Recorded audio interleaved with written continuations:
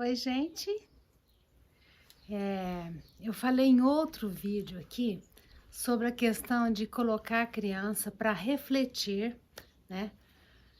Ao invés de você bater, ao invés de você castigar a criança, né? Então, colocá-la para refletir. E aí, algumas pessoas me pediram para explorar um pouco mais esse assunto, né? Mas peraí, como é que eu faço para deixar minha filha de 1 ano refletindo, né? Então, hoje eu vou falar mais um pouquinho sobre isso, como a gente, na prática, como é que isso deve ser feito, tá? Antes de começar, vou pedir para vocês deixarem o like, se inscreverem no canal se não forem inscritos, compartilhem esse vídeo, né? Acho que é um assunto muito interessante da gente refletir, da gente conhecer. E acionem as notificações para vocês saberem dos vídeos novos. Toda semana a gente tem postado vídeos, tá? Então vamos lá. No assunto de hoje, que é como fazer com que a criança reflita. No outro vídeo eu até expliquei que esta questão de colocar a criança para refletir também envolve a gente, tá? Porque como a educação é um relacionamento, muitas vezes a gente bate porque a gente está nervoso com a situação. Então, no momento em que eu coloco a criança para refletir, isto também de alguma forma impede que eu haja por impulso ali e cometa alguma ação agressiva com a criança, né? Às vezes bater, às vezes gritar. Então, é um tempo para a gente também. Então, isso é bem importante da gente ter em mente, que não é só a questão da criança refletir, é para a gente refletir também, tá? E aí, o que acontece? A criança muito pequena, ela não tá realmente entendendo aquilo, né? Às vezes, da forma como a gente acha que ela tá. Então, a gente tem que pensar assim, que o que a gente tá querendo naquele momento em que a gente está colocando a criança para refletir, é fazer com que ela faça como é que fala? Ela pare com esse processo emocional, né, de estar envolvida emocionalmente com aquilo e, como é que fala? Use aspectos racionais, tá? O fato dela parar ali, ficar quieta, né, em algum lugar específico, é aquele momento em que ela está, de alguma forma, usando o raciocínio, a razão, pensando sobre aquilo, tá? Então, se ela fez uma coisa errada, ela vai pensar naquilo, né, o que será que não pode fazer, o que eu fiz errado. E a criança muito pequena, é difícil às vezes até dela ficar parada.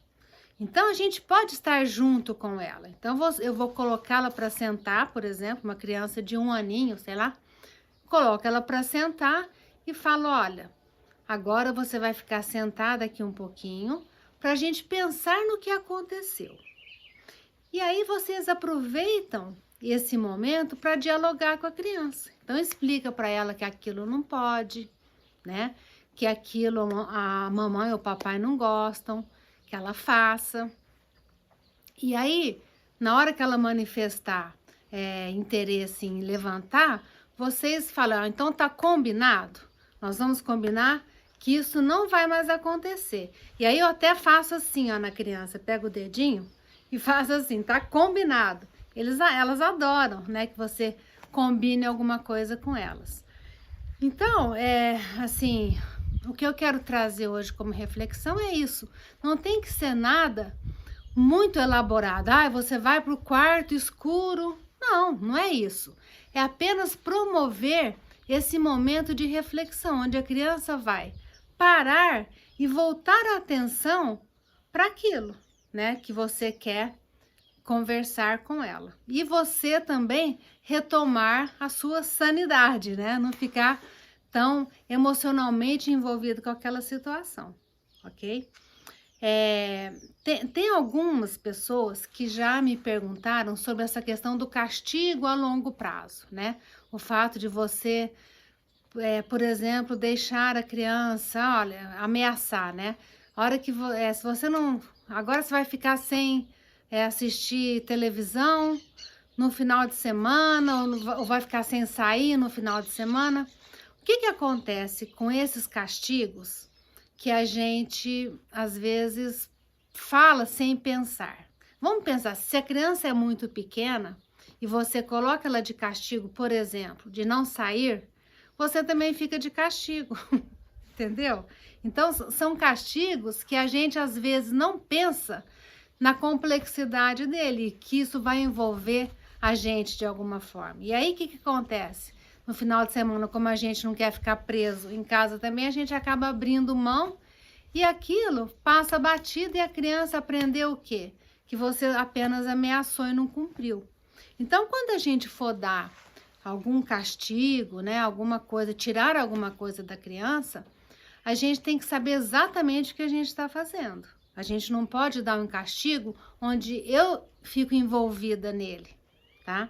E nem esse castigo de muito a longo prazo, tipo assim, então agora você não vai ganhar presente de Natal. Nós estamos em final de agosto, né? Setembro, outubro, novembro, dezembro. Falta 4 meses para o Natal. Então, a hora que chegou lá, assim, para que isso serviu? Na verdade, naquele momento pode até ser que a criança fique um pouquinho triste, mas depois isso passa batido e não vai ter aprendizado nenhum. Então, eu penso assim que uma forma muito legal da gente conseguir esse relacionamento, né, esse diálogo com a criança, é a gente promover esses momentos de reflexão, certo? Espero ter contribuído com o vídeo e até a próxima. Tchau!